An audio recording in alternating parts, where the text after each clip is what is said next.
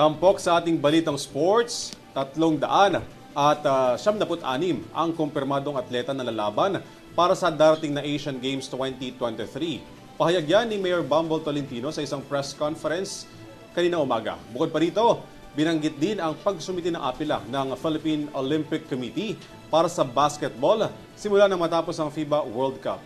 Tunghayan ang maaaksyong balita sa mundo ng sports, hatid sa atin ni Jasmine Canonoy.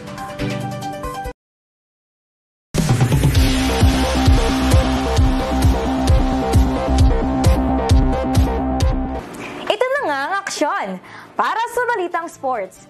Kumpirmado ng 396 na atleta ang lalaban para sa Asian Games 2023. Ayon yan kay Mayor Bumble Tolentino sa isang press con na isinagawa ngayong araw. Sa naganap na open forum, sinabi ni Tolentino na natutunan sila sa Heidelin model na kumpleto ang team.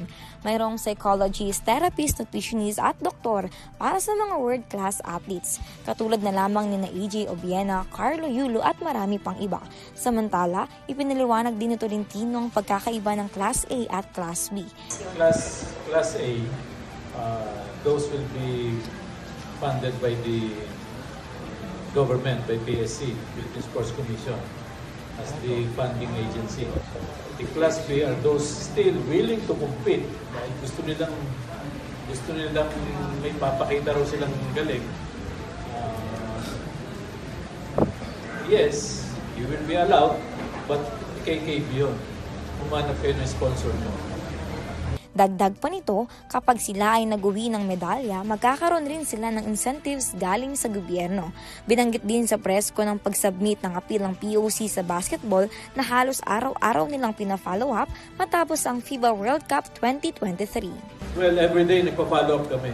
After the World Cup FIBA basketball, almost half of our players hindi na pinayagan yon kasi naglalaro sila sa Japan, Commercial League and Korean League. Siyempre, sabihin ng Japan, ba't naman kayo papayagan namin, kami rin ng kalaban nyo.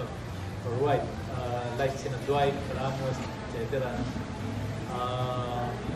So, merong next na pinalit. But yung pinalit, wala sa long list. It should be in the long list. Kung magpapalit ka ng athletes, dapat nasa long list. Whether injured or medical or whatever reason, dapat nasa long list. Doon ka pa-plak sa long list. So nagkataon yung pinalit natin, hindi na samaang basketball, wala sa long list. So that's why we're appealing. At iyan ang mga balitang sports. Ako si Jasmine Canonoy